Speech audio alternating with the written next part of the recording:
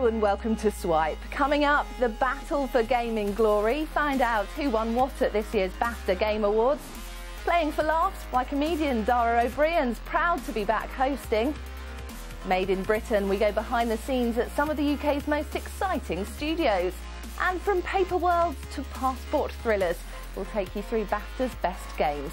But first, forget about the Oscars or the Grammys. If you're into gaming, then it's the Bafta Video Games Awards that really matter. The competition has been fierce this year, with respected indie releases pitted against some massive blockbuster titles. I went along to the ceremony to find out about this year's winners. The gaming industry was on its feet with a rock star-like welcome for the Scottish creators of the Grand Theft Auto franchise. It was a night of celebrations for the makers of the fastest-selling entertainment product ever, as GTA 5 picked up Best Design, Best Multiplayer, Best British Game and the big one, BAFTA's Fellowship Award. Works of pop art, throwaway nonsense, brilliant, trivial. Classify them as you will. The fact is, these made-up yet vibrant places have helped to show the unique power and limitless potential of interactive entertainment. While some critics saw it as a controversial choice to award the fellowship to the makers of the super-violent series, BAFTA insisted after such a momentous year to not give the award to Rockstar Games would be a crime. There's nothing wrong with the content. It's beautifully crafted, beautifully well put together, one of the best gameplay experiences out there, and so much depth for players, but respect the age demographic. Lucas Pope's surprise indie hit Papers, Please was given BAFTA's stamp of approval, winning for Best Strategy, demonstrating how even a game about checking paperwork can be a gripping thriller. One of the things I think I'll try to do next is recalibrate some expectations with my next game. So I think I want to do something completely different so that people don't expect exactly what they think they're going to get. And the BAFTA goes to Tearaway. The lovingly crafted paper-based puzzler Tearaway came away with 3 awards, including Artistic Achievement. I'm not used to heavy things, I'm used to paper things. You know, this is nicer. This is more my world. The PlayStation Vita title also netted Best Mobile and Handheld Game, a key market for the gaming world.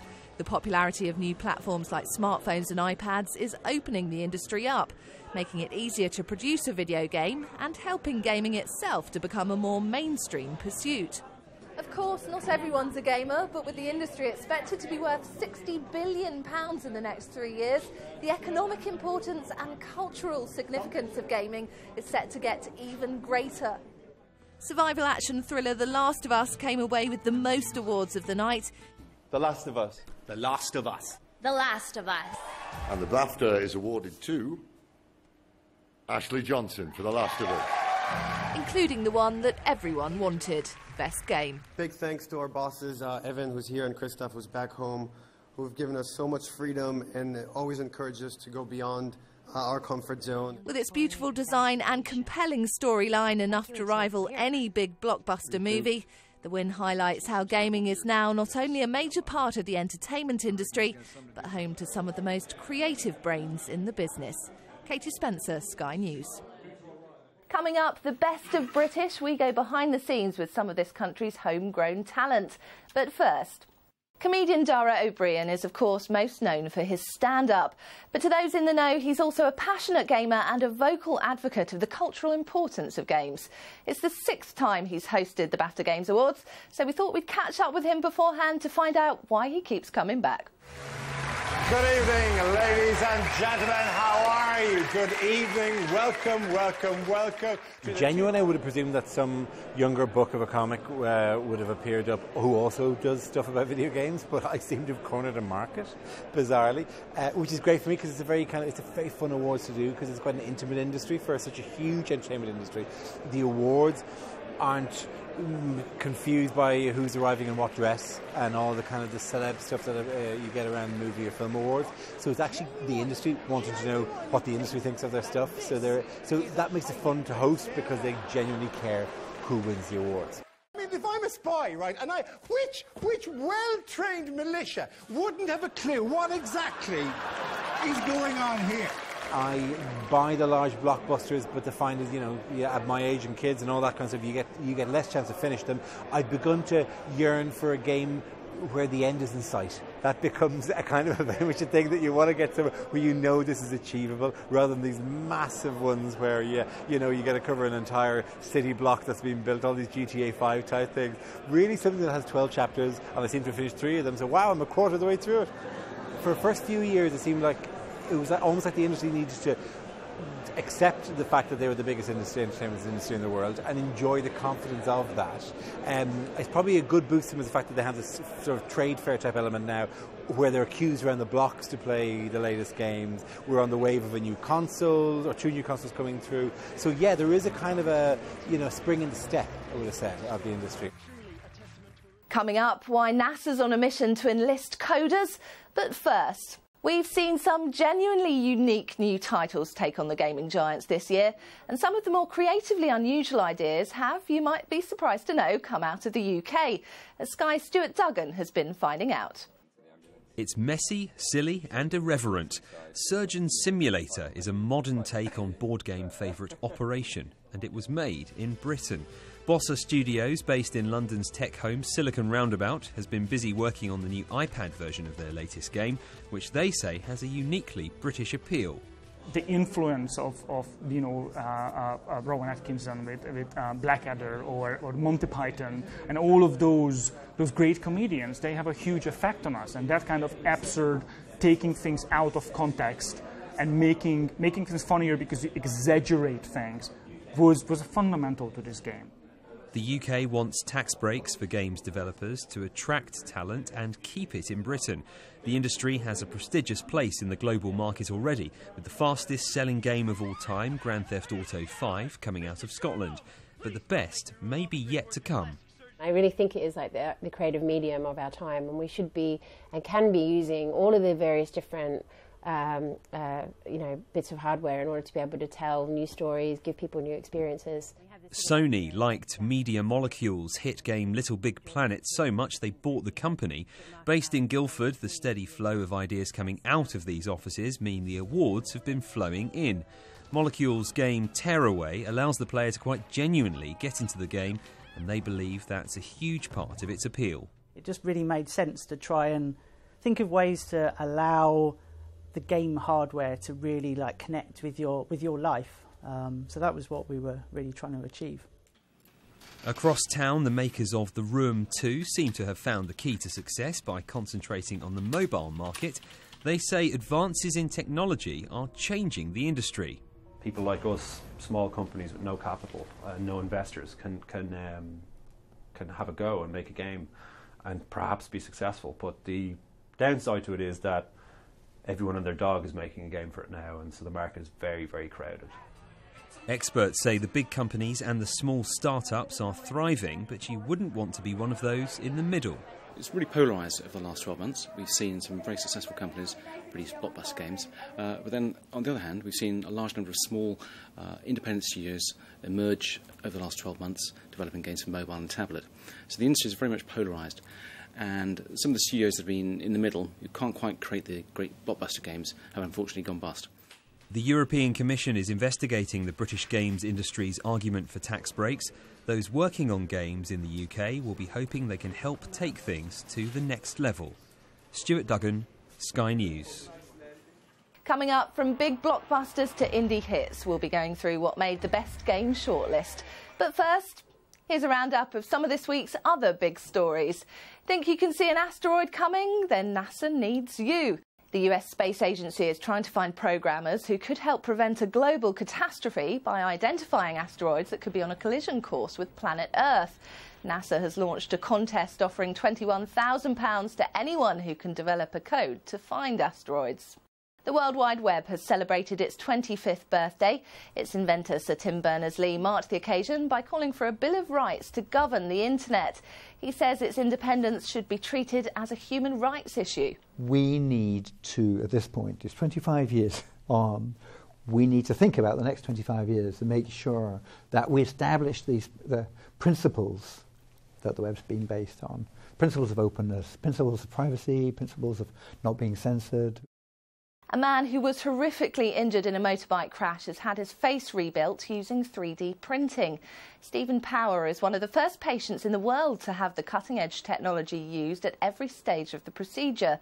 Doctors scanned 3D images of his face to work out how best to reassemble his shattered left cheek and eye socket. All the parts, including the titanium implants, were produced by 3D printing. The much-hyped game Titanfall didn't quite hit the ground running.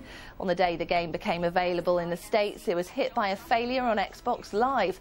The problems came when users weren't able to log in. The multiplayer-only game depends on Xbox Live for everything from dedicated servers to AI calculations. However, Microsoft says the problem is now resolved. And it seems being famous and beautiful isn't enough to get you a digital date. The CEO of matchmaking app Tinder has revealed that when users come across celebrity profiles, they tend to assume it's a fake name and swipe left. The company is devising a way of verifying it's a genuine star rather than someone posing as one. Well, it's fair to say it was quite an eclectic bunch of titles in the running for BAFTA's Best Game this year. From paper worlds to passport control thrillers. Chances are you won't have had time to play them all, so we called on games expert Jane Douglas to take us through a few. I think the mix in the category of Best Game this year is really testament to how remarkable a year we had, like in 2013, for video games, and how we've never really had it so good. Assassin's Creed 4 Black Flag is this big open-world pirate adventure game in which you play a pirate, but not like a Pirates of the Caribbean pirate, like a ostensibly historically accurate pirate in the golden age of piracy. And you can steer your ship around and get into a scrap with another ship, but also you can dive off your ship into the water, come up a beach and have a scrap with some other pirates, because you are, after all, an assassin pirate. So with the extra power of the new generation, it looks stupendously beautiful. It has that vibe because it's set in these gorgeous locations that it's like a living holiday brochure. Suppose a group hug's out of the question? Well, if ever a game barely needed an introduction, it's Grand Theft Auto 5, because it is a Grand Theft Auto game. Like the Grand Theft Auto series is one of those things that even people who aren't engaged with games at all are aware of, because it's a phenomenon. When a GTA game comes out, it's an event, like a James Bond movie. You know, it's of that caliber of like cultural significance. The most astonishing accomplishment of Grand Theft Auto 5 is its open world. I mean, there are open world games, and then there are open world games. And Grand Theft Auto 5's painstaking recreation of Los Angeles, or its fictional version of Los Angeles, is just phenomenal. Just an astounding technical and artistic accomplishment. The Last of Us is an action-adventure, and it's set long after an apocalypse brought about by this zombie virus. It's like a fungal zombie virus that creates these kind of fungal monsters. So, zombie apocalypse, you think, yeah, it's been done with video games, but in this case, it told a story that was really powerful and really moving. It's about a survivor named Joel and a young girl named Ellie, who Joel is tasked with transporting across country. Of all the games I played last year, it has the story that stuck with me the most. It's something that's still really fresh in memory today.